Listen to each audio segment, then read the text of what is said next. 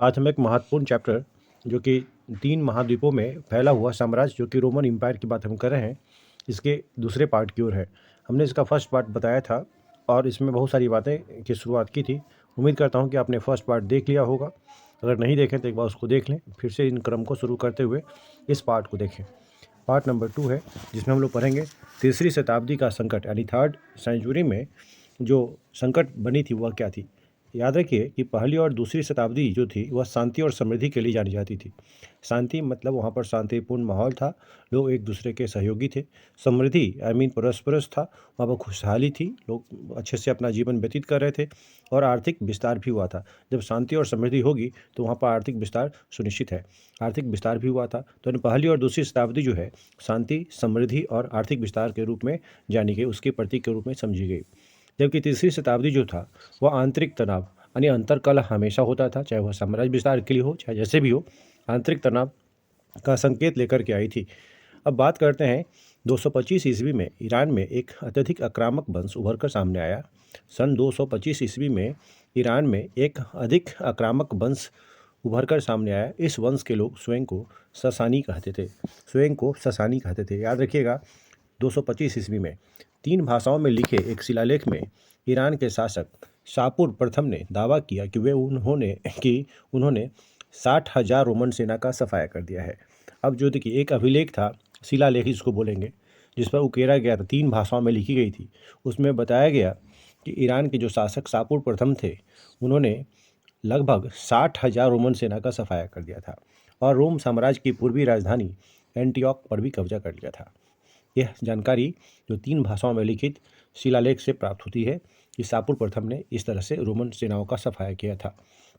इसी बीच जर्मन मूल की कई जनजातियां भी जो कि राइन तथा डैन्यूब नदी की सीमाओं की ओर बढ़ना शुरू किया था।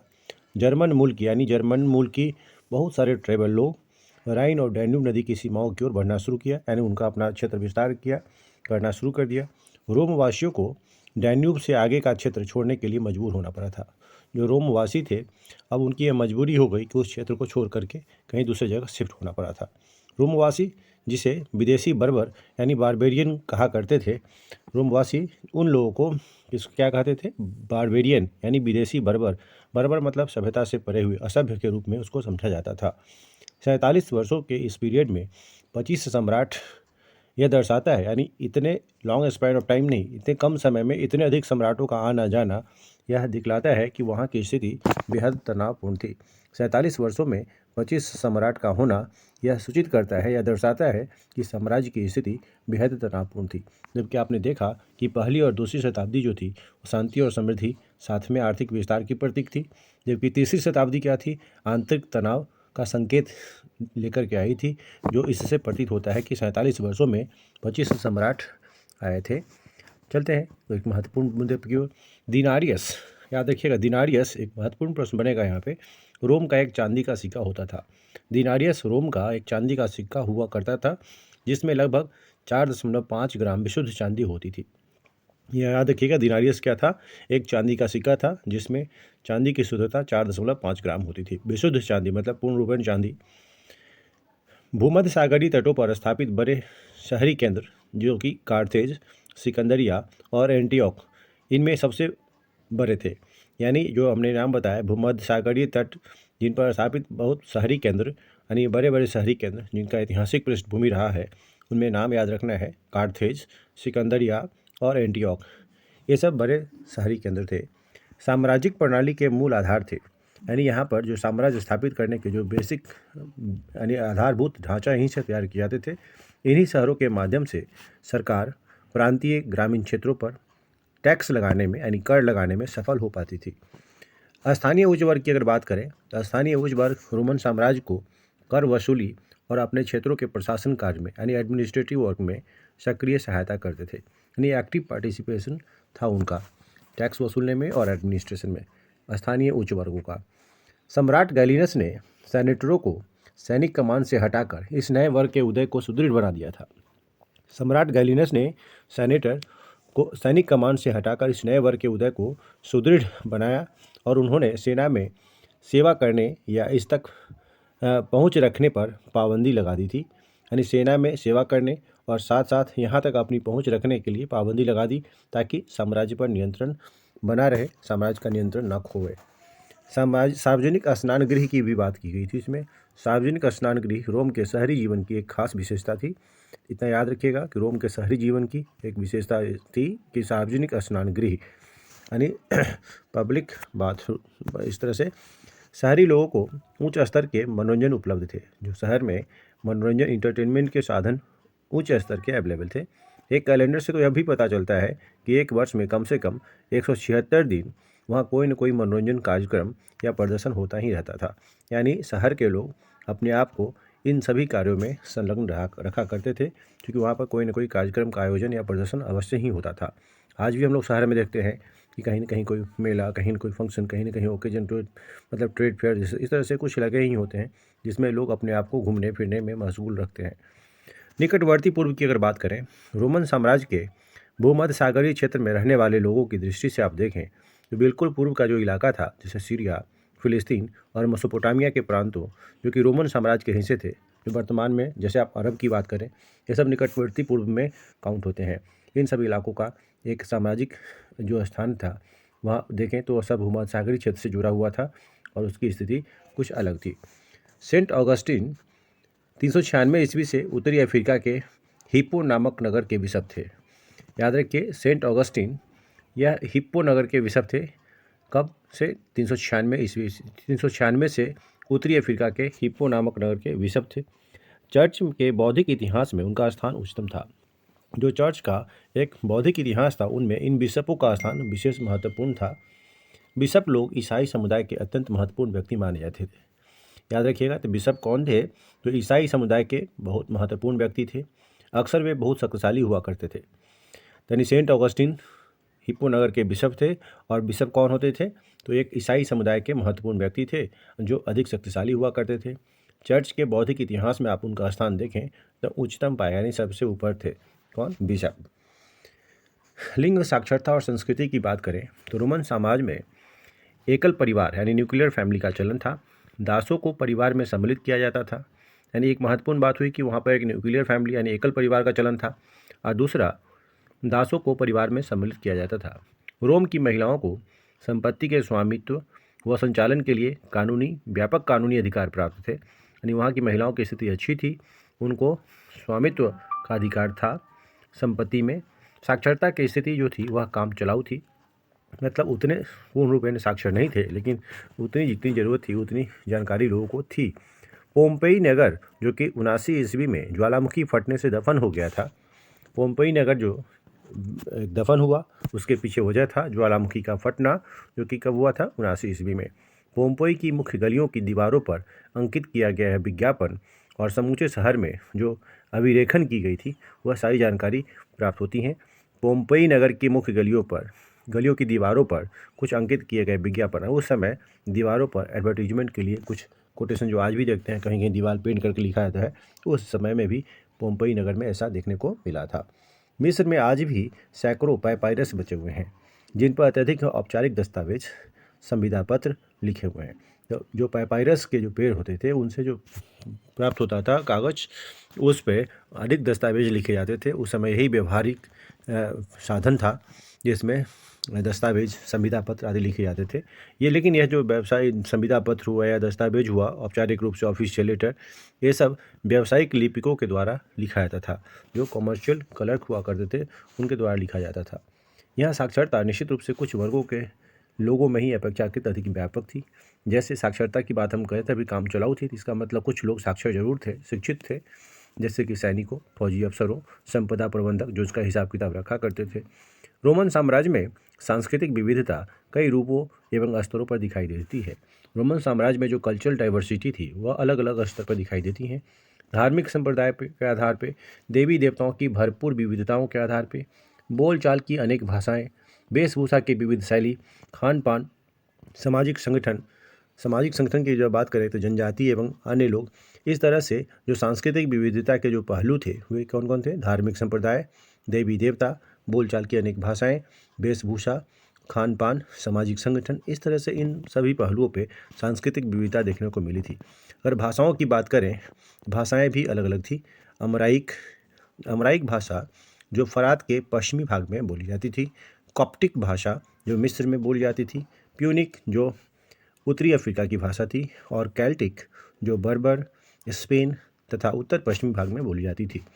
तीसरी शताब्दी के मध्य तक बाइबल का कॉप्टिक भाषा में अनुवाद हो चुका था। यह महत्वपूर्ण बात बनेगी कि तीसरी शताब्दी के बीच तक बाइबल का कॉप्टिक भाषा में भी अनुवाद हो चुका था। यानी अन्य भाषाओं में अनुवाद का मतलब था वे सभी जनमानस के लोगों तक पहुंचाना, उससे सभी लोगों को बाइबल के बारे में जानकारी प्रदान करना, ज्ञान का विस्तार करना मकसद था।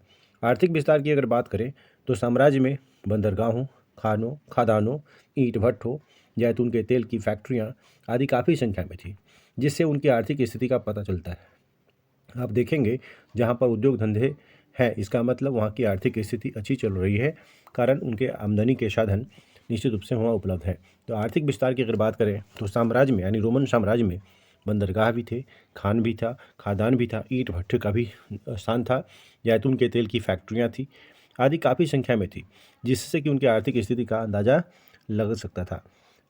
गेहूँ, अंगूरी शराब तथा जैतून का तेल मुख्य रूप से व्यापारिक मदें थी। यानी गेहूँ का, अंगूरी शराब का, जैतून के तेल का निश्चित रूप से निर्यात किया जाता था, जिनका अधिक मात्रा में उपभोग भी होता था। यानी उपभोग का मतलब यूज़ करते थे लोग शराब, जैतून का तेल तथा अन्य तरल पदार्थों का की ढुलाई ऐसे मटकों या कंटेनरों में होती थी जिसे एम्फोरा कहते थे। याद रखिएगा, एम्फोरा एक प्रश्न बनेगा। एम्फोरा क्या था? एक कंटेनर था, एक मटका, जिसमें शराब, जैतून के तेल जैसे अन्य तरल पदार्थों का एक जगह से दूसरी जगह तक ढुलाई की जाती थी, यानी भेजने में सहायता मिलती थी। मोंटी टेक्यो स्थल से ऐसे 5 करोड़ से अधिक मटकों के अवशेष पाए गए हैं। आप याद रखिए कि इस तरह से के एम्फोरा जैसे मटके या बर्तन जिसमें इस तरह के जो लिक्विड आइटम ट्रांसपोर्ट किए जाते थे, उनके 5 करोड़ से अधिक अवशेष प्राप्त हुए हैं। वह जगह था मोंटी टेस्टैकियो। स्पेन में उत्पादित जैतून का तेल मुख्य रूप से ऐसे कंटेनरों में लाया जाता था जिन्हें ड्रेसल 20 कहते थे। जो यह उत्पादित जैतून का तेल मुख्य रूप से जिस कंटेनर में स्पेन से लाया जाता था उसे हम ड्रेसल 20 कहते थे। ड्रेसल 20 याद रखिएगा। यह नाम हेनरिक ड्रेसल नामक पुरातत्वविद के नाम पर आधारित था। तो ड्रेसल 20 क्या था? जिस एम्फोरा जैसे कंटेनर को ही बोलते थे जिसके माध्यम से जैतून का तेल आया करते थे। वह जैतून का तेल स्पेन से उत्पादित होता था, जिसे हम ड्रेसल 20 के नाम से जानते थे। यह हेनरी ड्रेसल के नाम पे यह उसका नाम रखा गया है। साम्राज्य के अंतर्गत इटली में कैम्पेनिया सबसे बढ़िया किस्म की अंगूरी शराब मिलती थी। याद रखिएगा, कैम्पेनिया से सबसे उत्तम किस्म की अंगूरी शराब प्राप्त होती थी, जो कि इटली में थी। सिसिली और बाइजेकियम रोम को भारी मात्रा में गेहूं निर्यात करते थे। सिसिली से गेहूं की अधिक मात्रा में निर्यात की जाती थी। नुमिडिया, जो जिसका आधुनिक नाम आज अल्जीरिया है, ये देहाती क्षेत्रों में ऋतु प्रवास यानी ऋतु के आधार पर लोग स्थानांतरित होते थे, व्यापक पैमाने पर होता था।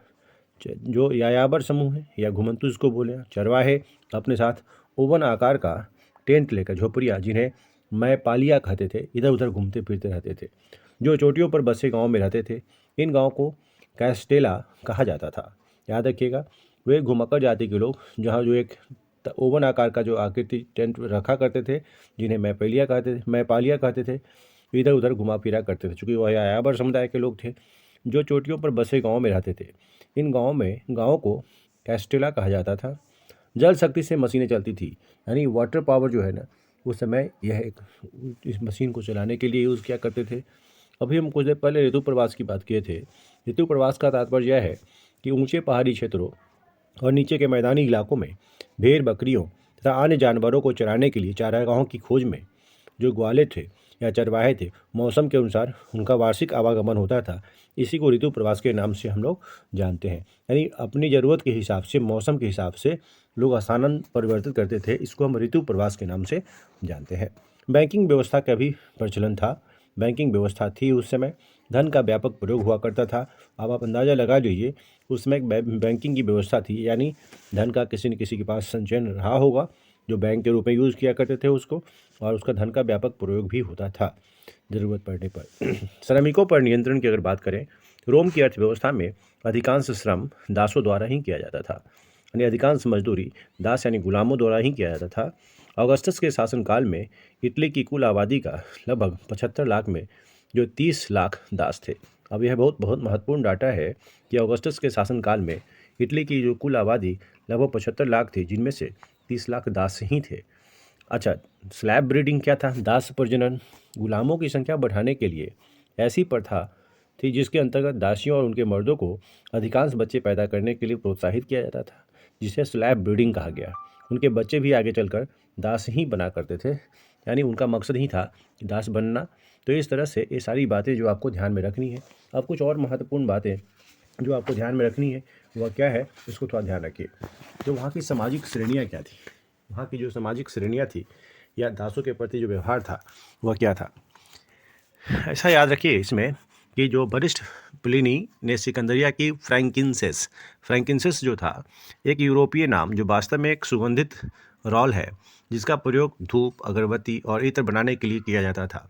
याद रखिएगा नाम फ्रैंकिंसेस जो था यह एक यूरोपीय नाम है जिसका वास्तव में सुगंधित रॉल है, जिसका प्रयोग धूप, अगरबत्ती और इत्र बनाने में किया जाता था। इसे बोसवेलिया के पेड़ से प्राप्त किया जाता था।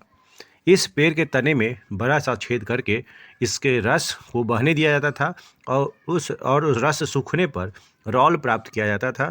फ्रैंकिंसेस की सबसे उत्कृष्ट किस्म की जो रॉल अभी अरब प्रायद्वीप से आती है। याद रखिए, आती थी, मतलब इस तरह से ध्यान रखना है आपको।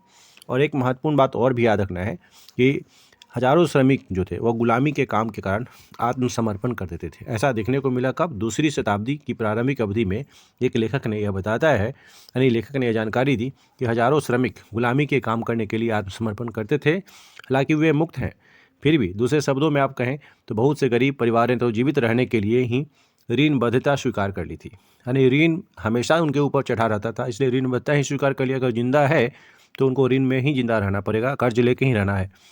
हालांकि खोजे गए जैसे ऑगस्टीन के पत्रों से हमें जानकारी मिलती है कि कभी कभी माता पिता अपने बच्चों को 25 वर्ष के लिए बेच दिया करते थे और बंधुआ मतलब ये तो कॉन्ट्रैक्ट लेबरर, बंधुआ मजदूर बना देते थे 25 वर्षों के लिए।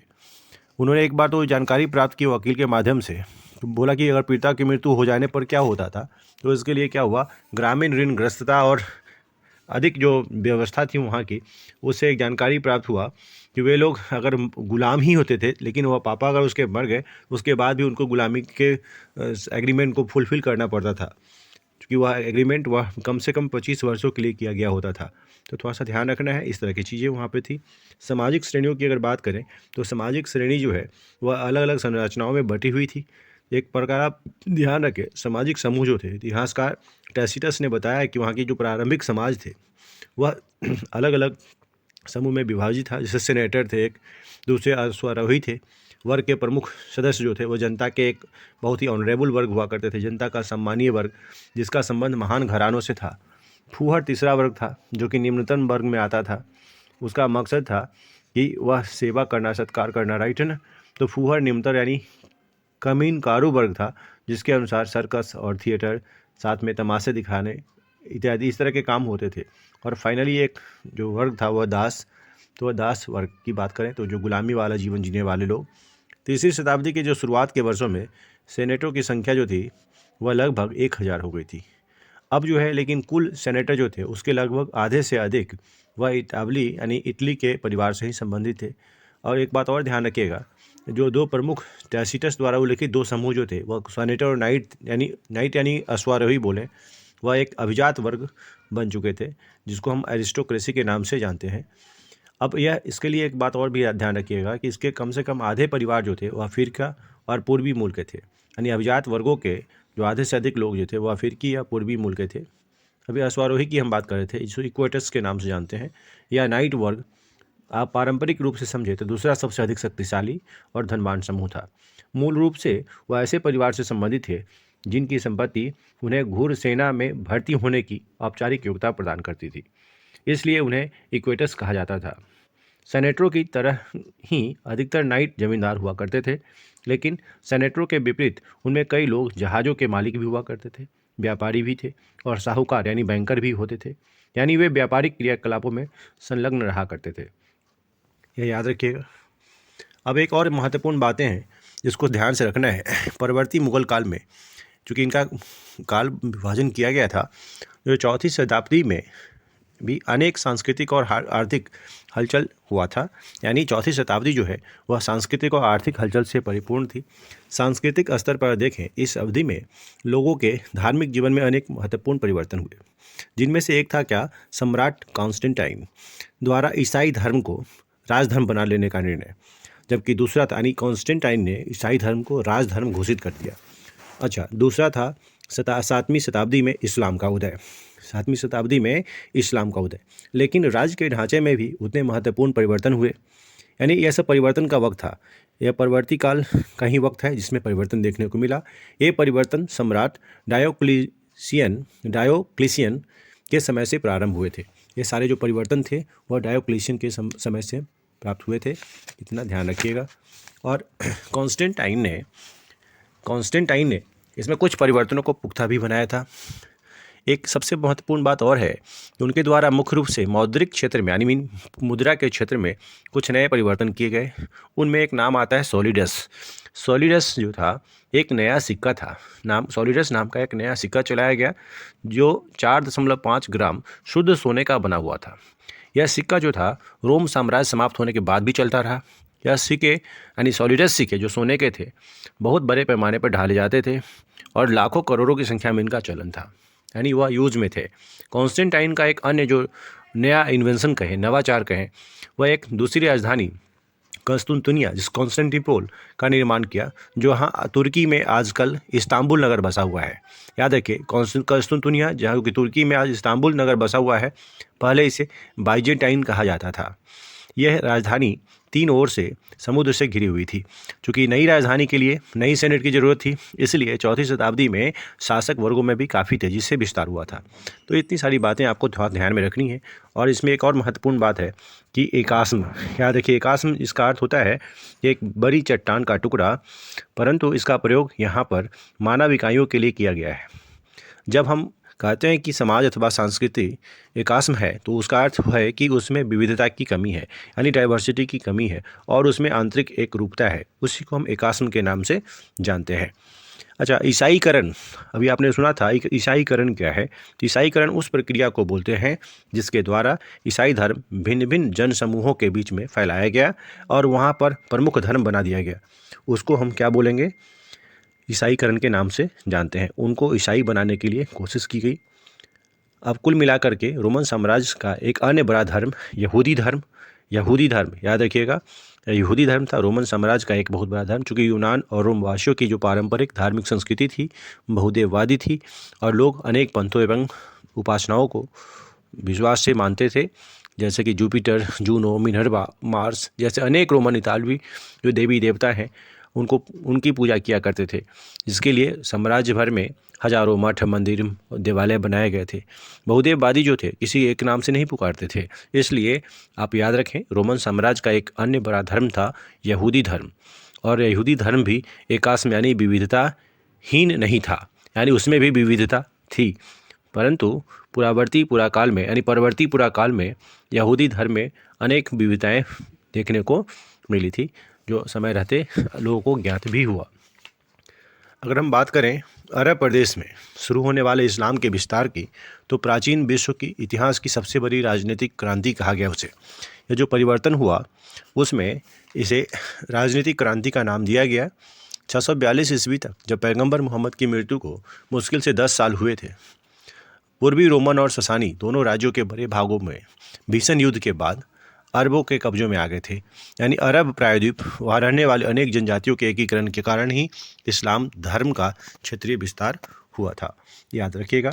अब आपके सामने कुछ डेटा है जिसके आधार पे आप देख पाएंगे कि डेट वाइज क्या है इन्फॉर्मेशन। इस तथ्य को देखिए एक बार। पहला कुछ घटनाएं हैं, जो इवेंट्स हैं, और कुछ रूलर्स हैं। ऑगस्टस फर्स्ट रोमन एम्परर, याद रखिएगा, यह एक समरी टाइप है जिसको एक नज़र में आप देख सकते हैं।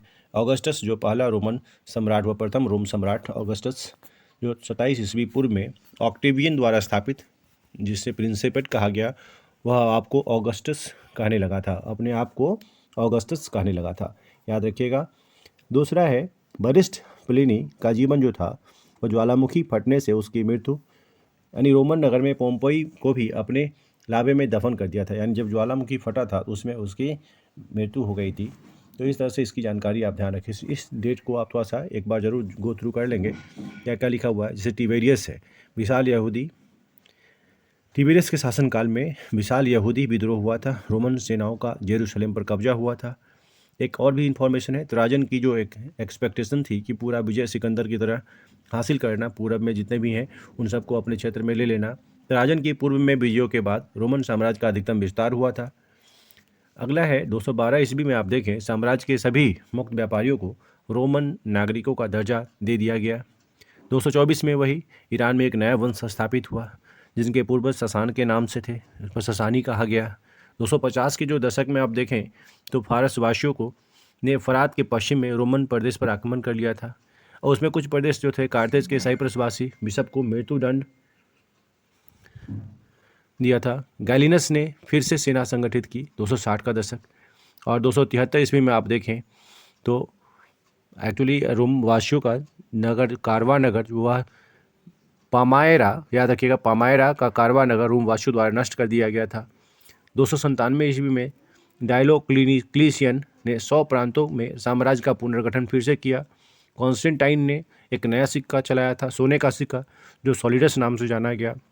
कॉन्स्टेंटाइन ने 312 ईस्वी में ईसाई धर्म को स्वीकार कर लिया, उसे राजधर्म भी घोषित कर दिया। कॉन्स्टेंटाइन अब अरब साम्राज्य का एकमात्र शासक बना जिसने कस्तुंतिनिया नगर की स्थापना की। हिप्पो के जो बिशप थे वह ऑगस्टीन, उनके जीवन काल के बारे में जानकारी प्राप्त हुई, और बिशप जो होता था वह ईसाई धर्म का सर्वोच्च स्थान प्राप्त करने वाला धर्म गुरु हुआ करता था। गोथ लोगों के लिए एड्रियानोपोल में रोमन सेनाओं की करारी मादी थी।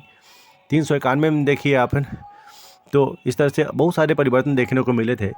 आपको याद रखना है 570 ईस्वी में पैगंबर मोहम्मद का जन्म हुआ था। उससे पहले एक और भी नाम आपको ध्यान रखना है, ब्यूबोनिक प्लेग का प्रकोप हुआ था। यह 541 से 70 ईस्वी के बीच में, और 570 में पैगंबर मोहम्मद का जन्म हुआ। एक्चुअली इसके बाद 622 ईस्वी में पैगंबर मोहम्मद उनके साथ ही मक्का छोड़कर मदीना चले गए थे 622 में, और 698 में अरबों ने कार्थेज को जीत लिया था। 711 में स्पेन पर अरबों का आक्रमण हुआ था। तो ये कुछ महत्वपूर्ण फैक्ट थे जिनको आपको ध्यान रखना है। उम्मीद करता हूँ कि सारी बात समझ गए होंगे। Thank you.